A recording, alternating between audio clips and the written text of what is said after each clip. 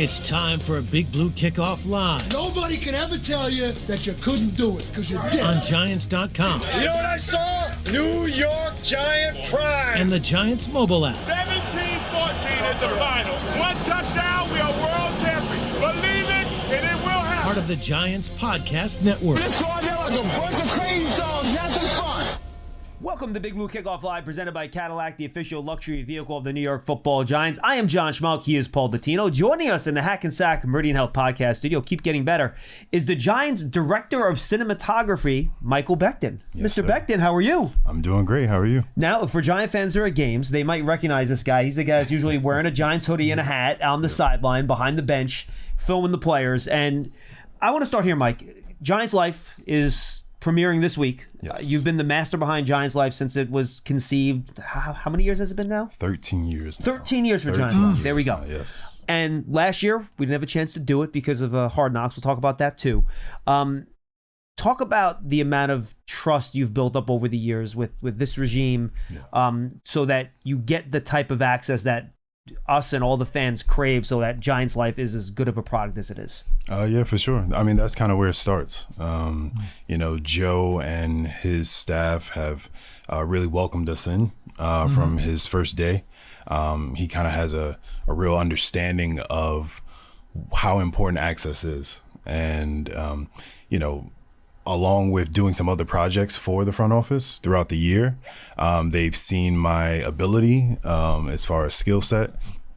And they also have understood that I'm not trying to be intrusive, right? I have a philosophy with Giants Life, and it's inclusion without intrusion. I want to be a fly on the wall, and I think I've shown that over the years, but also especially with this regime. Paul's the opposite. He wants to be as intrusive as possible. He's always noticed that he just gets in everyone's way, right, Paul? Fair enough. That's why he runs away from me on the sidelines. That's why everybody runs away from you on the sidelines. It's not just me. Michael, the rosters do have a great deal of turnover every year. Sure. So in addition to knowing the coaches in the front office and getting comfortable with them, you have to get comfortable with a new set of players quite often. How is that challenge kind of overcome when you first meet some of these new guys and kind of say, hey, look, I'm one of these guys. It's okay. Yeah, I mean, I think whenever someone hears what you do, there's a connotation that comes with it. It's like, oh, that's a camera guy. You're going to be in my face. You're going to be in the way. I think the best thing that we do is we show how we use this footage, right? So John mentioned that I'm on the sidelines, I'm behind the bench, and some guys are hesitant to talk to the camera immediately, that first game or that first practice. Once they see a highlight tape that week and how it was utilized, they get excited. Now they start looking for my camera, right? So that's kind of how you get past that initial hesitancy from the guys, and just showing them how to use it and keeping that integrity there for what they provide. So who are some of the biggest hams of the players that you've dealt with over the years? Over the years, I'm going David Deal. Yeah, Deal used to give me such a hard time, man. But it's funny because once he retired, he was great. But but while he was playing, he was definitely giving us a hard time, and it was all a lot of fun, though. Of course. Yeah. All right, you talk about not being intrusive. Yeah.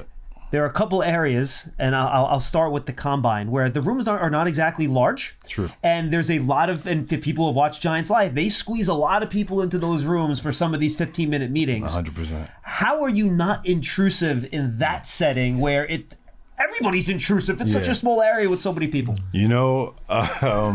You got to look the part, right? Giants hoodie, hat. It's so funny because also, we downsized the camera size at this point, right? So what we use. So at moments, I'll just put the camera down. And as a prospect walks in or out, he, dabs me up and says, all right, coach.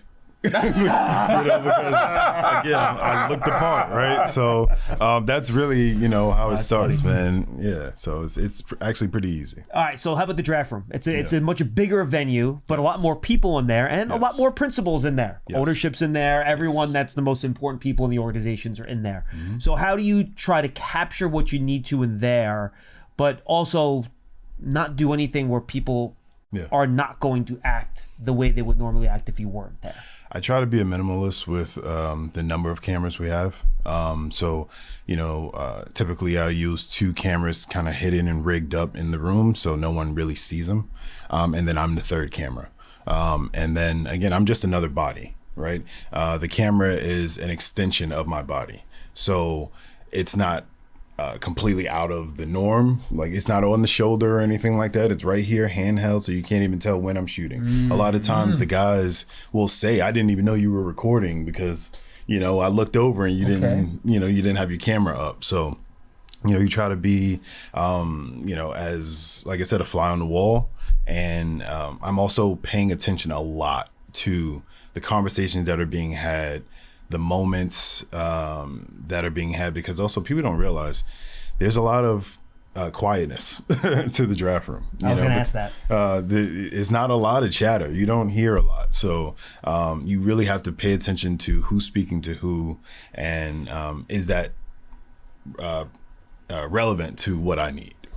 And is it appropriate, I think. And it is appropriate. Because some stuff, obviously, is not going to get aired, and you know that ahead of time. One of the most underrated things is because you don't actually hear some of the dialogue that's happening in the moment, you don't hear it until you get in the edit. Of course. So sometimes I'm like, oh, wow, I didn't know I got that. Or, other times I'm like, okay, that's deleted.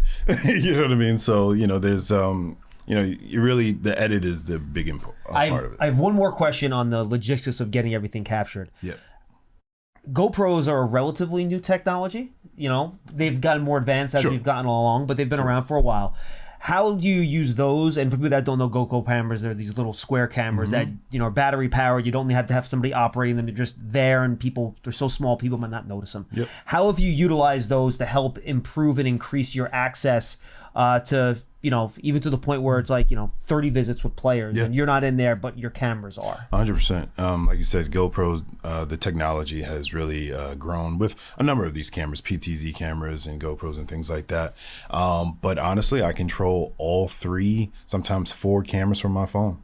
I have one app that allows me to hit record. And again, I can be from outside the room. As long as I'm within range and Bluetooth range, I have them all synced up. So that way also when I get into the edit, they're all basically to the same time code. So that takes a lot of the pressure off in terms of getting the money shot. Like, for example, Joe Shane's going to make the call to the 1st-round draft choice. Yes. You want to make sure you get his facial expression while he's making that 100%, call. 100%. And so if you've got multi-cams, you've got a better chance of knowing that you're going to get it. 100%. And that's speaking to the draft room, but you mentioned the 30 visits.